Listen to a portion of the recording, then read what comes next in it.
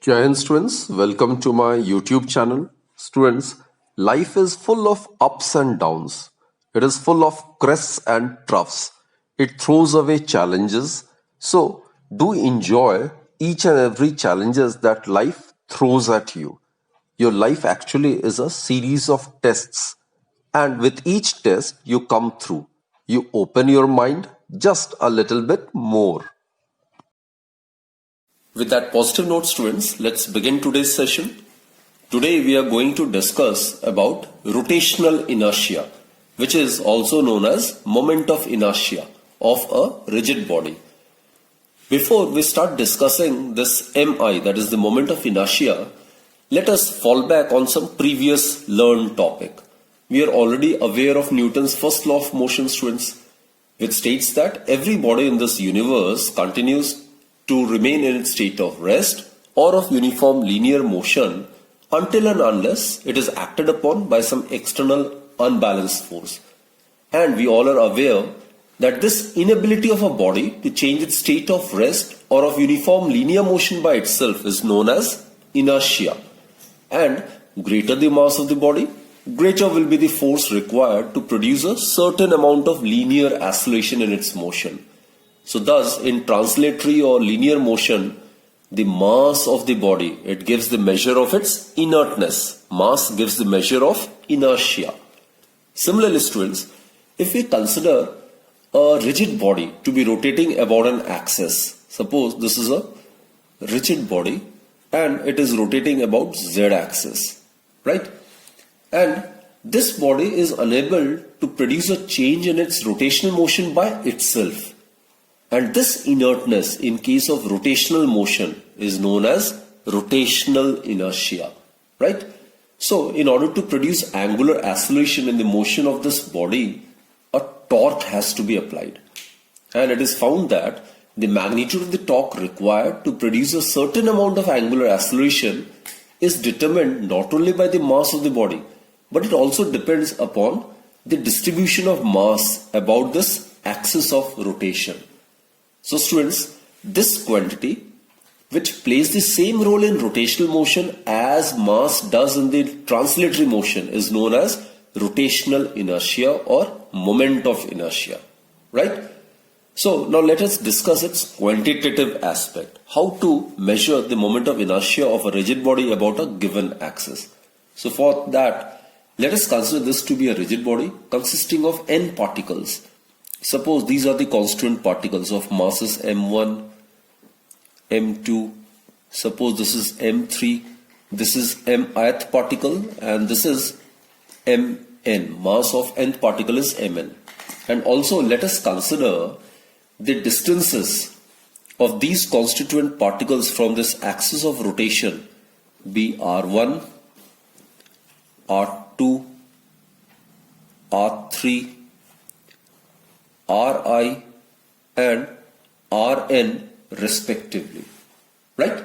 So in that case, the moment of inertia of this rigid body about the axis OZ is given by the moment of inertia, I'll denote it by Mi, of the rigid body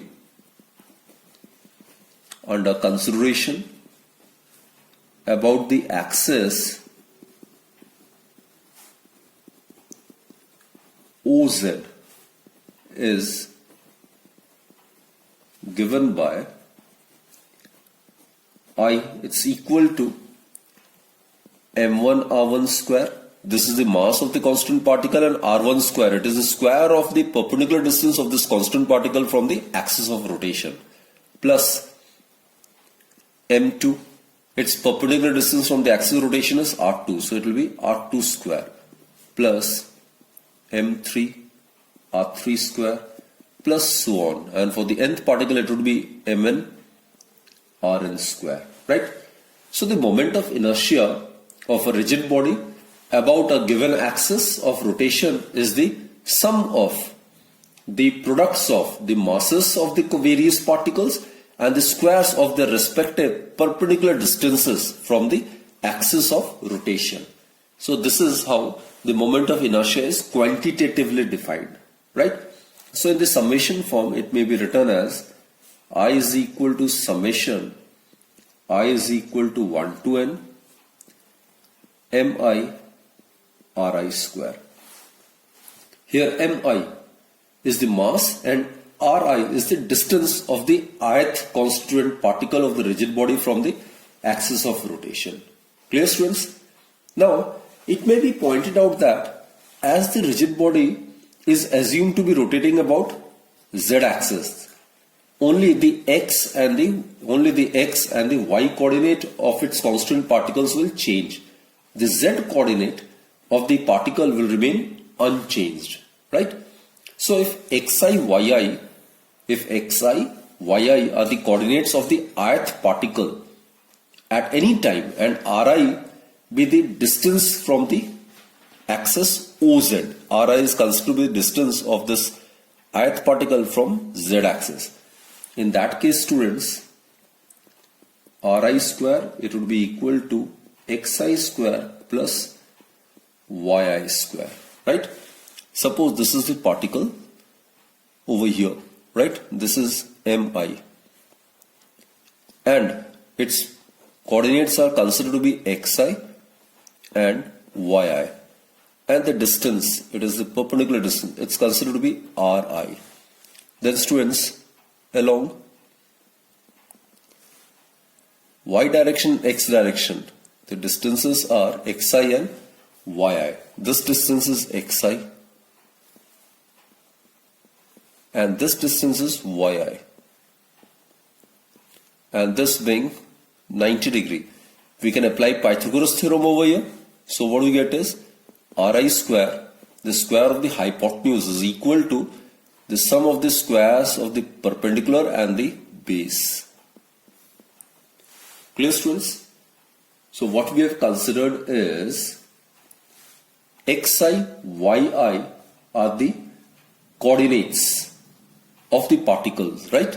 So here xi, yi will only change as the rigid body rotates about the z-axis. Its z coordinate will remain constant.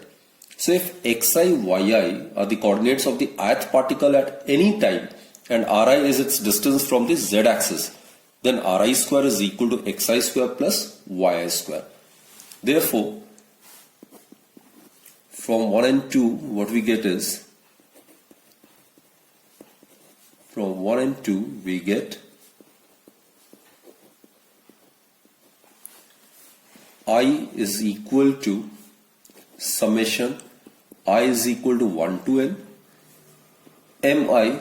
In place of ri square, we can write xi square plus yi square. So it is xi square plus yi square. So this is the expression for the moment of inertia. Now let us recap the facts which we have discussed so far. So moment of inertia of a rigid body about an axis of rotation is given by the sum of the products of the masses of the constant particles and the squares of the respective perpendicular distances from the axis of rotation, right? And as I've stated, students, moment of inertia, it is also known as rotational inertia, right? As in linear motion, mass gives the measure of the inertness of a body. In the rotational motion, the moment of inertia, it gives the measure of the inertness of a body in rotational motion. So that is the very reason why moment of inertia is also known as rotational inertia. And as I've stated, mi, that is moment of inertia, plays the same role in rotational motion as mass does in translatory or linear motion. And students, the moment of inertia of a rigid body about a given axis, it does depend upon the mass of the body, definitely depends upon the mass of the body. It depends upon the position of the axis of rotation. In case the same rigid body is assumed to be rotating about the y-axis, then the perpendicular distance of these constant particles from the y-axis would have changed, and accordingly the moment of inertia of the rigid body rotating about y-axis would have been different as compared to the moment of inertia of the same rigid body about z-axis or about x-axis. So, the mi of a rigid body about different axis of rotation would be different. So it does depend upon the position of the axis of rotation. And students, Mi of a rigid body also depends upon the distribution of mass about the axis of rotation. If this constant particle were assumed to be over here, then the value of R1 would have changed, and accordingly the moment of inertia of the rigid body would have been changed. So it does depend upon the actual distribution of the masses of the constituent particles of the rigid body, right? And regarding its unit, students, its unit is kg meter square. It's MIRI square. So SI unit of moment of inertia would be kg meter square. Definitely CGS unit would be gram centimeter square. And dimensional formula for moment of inertia, it would be mL2. So this is the dimensional formula for the moment of inertia. One more important property is that moment of inertia is not a scalar because it has different values in different directions. Also students, moment of inertia is also not a vector quantity. It is because its value about a given axis remains the same whether the direction of rotation is clockwise or anti-clockwise.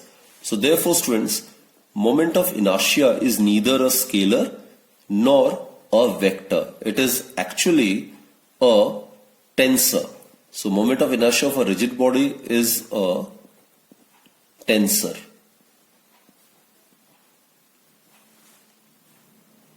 Now students, let us discuss another important term which is known as radius of gyration. We will denote the radius of gyration by capital letter K.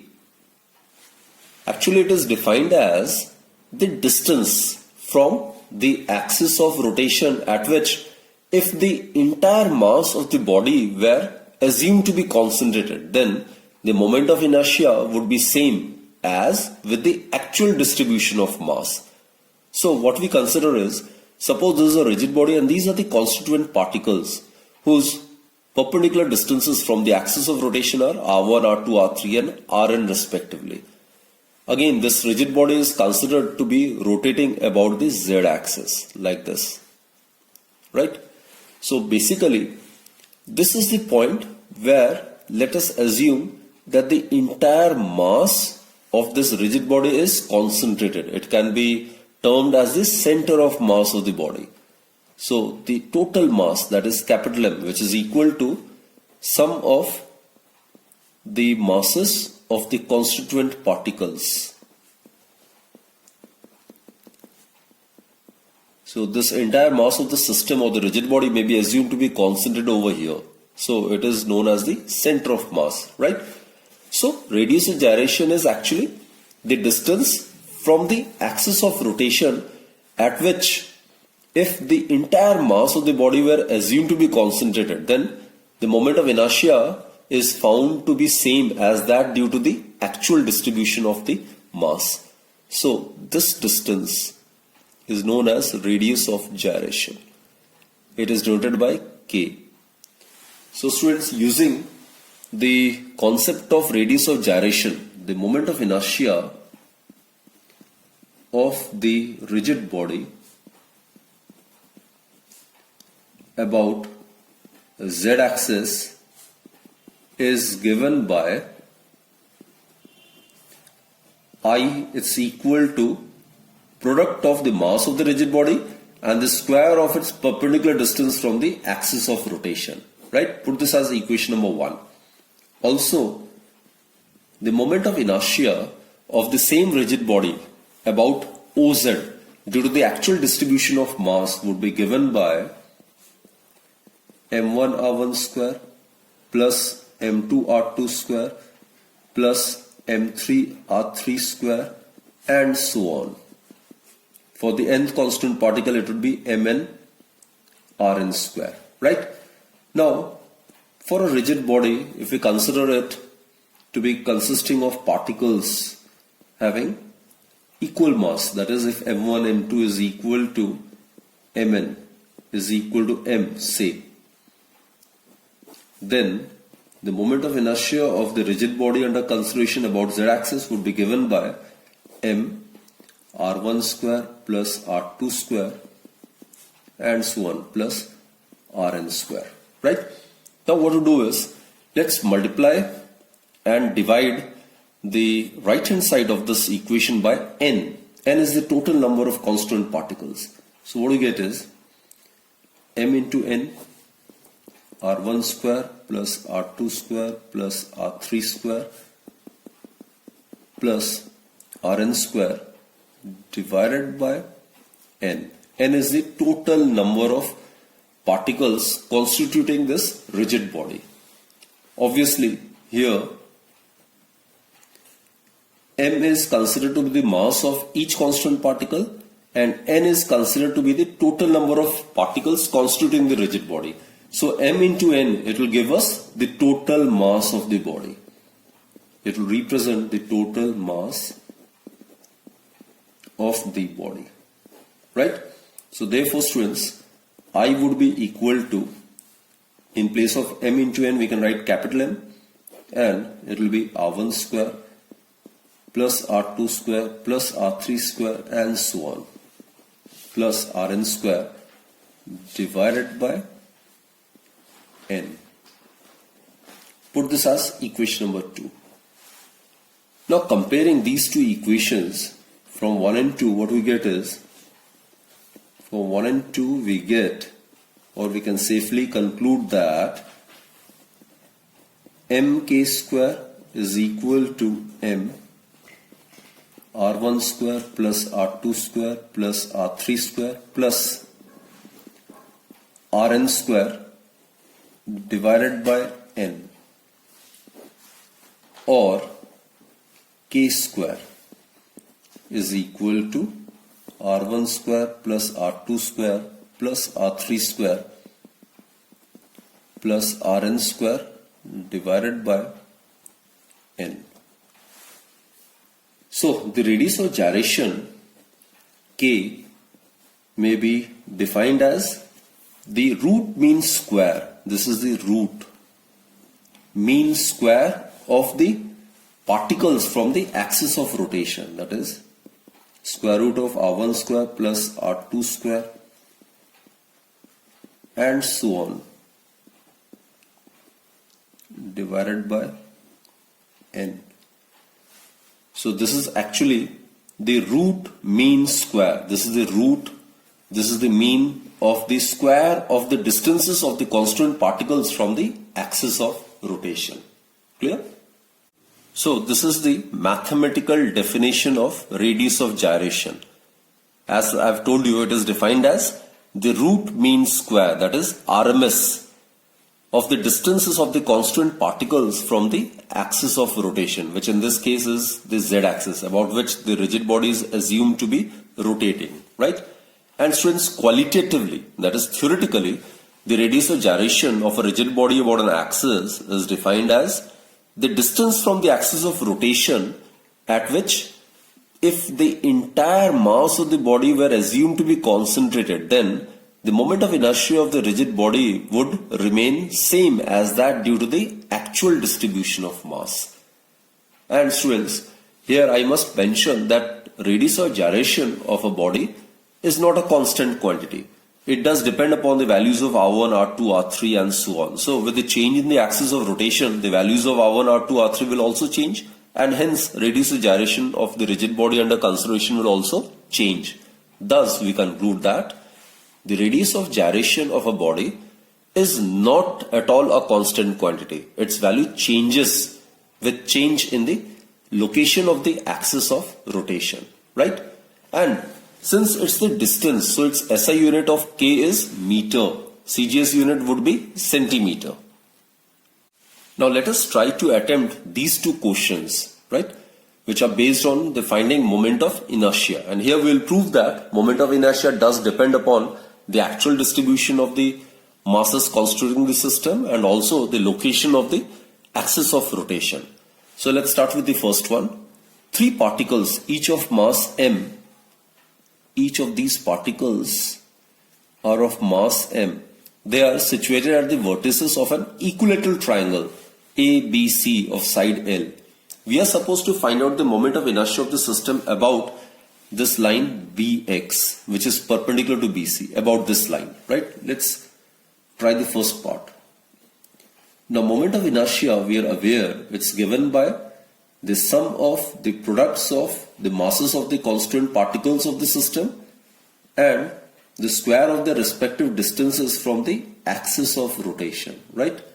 So these are the three particles which are constituting the system. So it will be like this. This is the formula. Clear? Okay. Mass of each of the particle is m.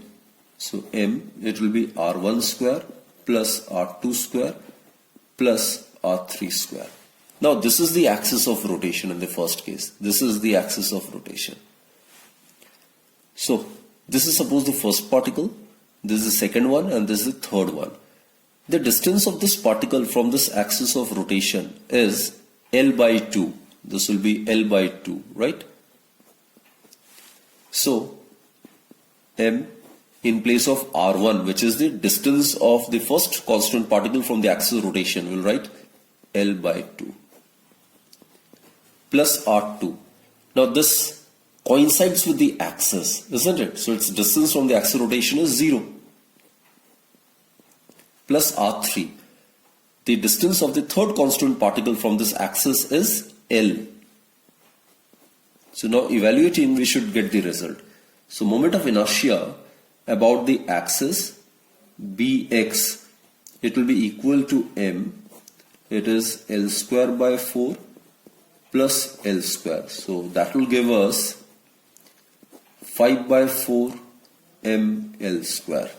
So this is the moment of inertia of this system about Bx. This is the considered axis of rotation. Now students, let's consider on the second part. Second part is, we are supposed to find out the moment of inertia of the same system about an axis passing through its center of mass and perpendicular to its plane. Now this is a triangle, right? Its center of mass would be the intersection of the median, right? This will be the centroid. This is the centroid. This is the center of mass.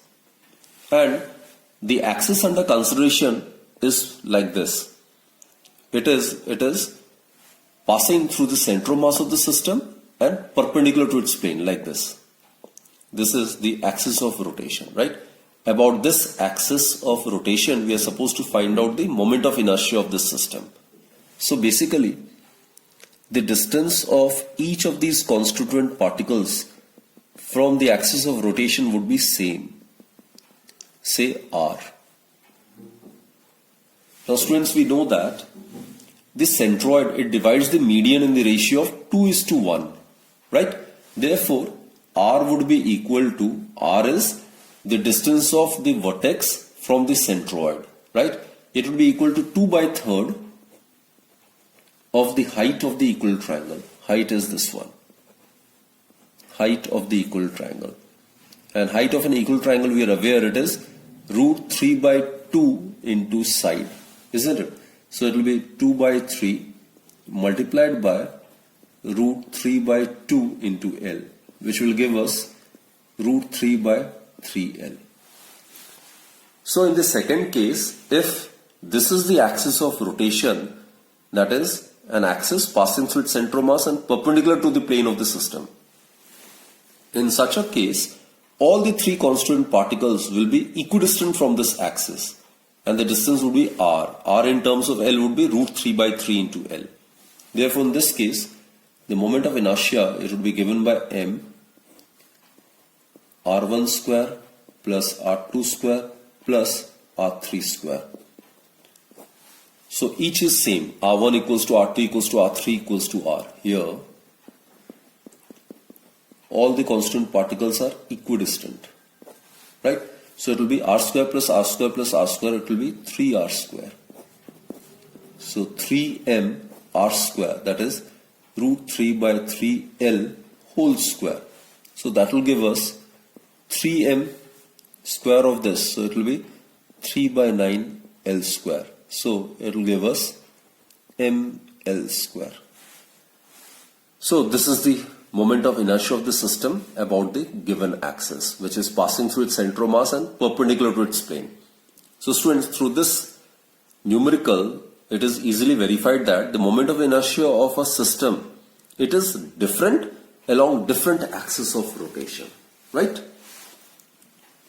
Okay, now let's concentrate on the next question. Here, 4 point masses, each of value m, are placed at points A, B, C and D at distances of a by 2, a, 3a by 2 and 2a respectively from the free end. This is the free end, and this rod is massless, that is, its mass is considered to be negligible. We are supposed to find the moment of inertia of the rod about an axis perpendicular to the point B, perpendicular to its length and passing through point B, right? So again, the formula for the moment of inertia is m1r1 square plus m2r2 square plus m3r3 square plus m4r4 square. So 4 point masses, each of value m, all are of same value. So small m can be taken as common. r1 square plus r2 square plus r3 square plus r4 square. So r1, this is the first particle. Its distance from this free end is a by 2. So it will be a by 2 whole square plus r2. Its distance from this is a by 2, isn't it? This is a by 2.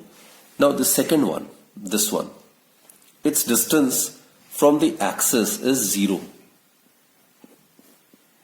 Plus the third one, this is the particle, its distance from this axis would be again a by 2. So it is a by 2 whole square plus the distance of this particle from the axis of rotation is a. So it will be a.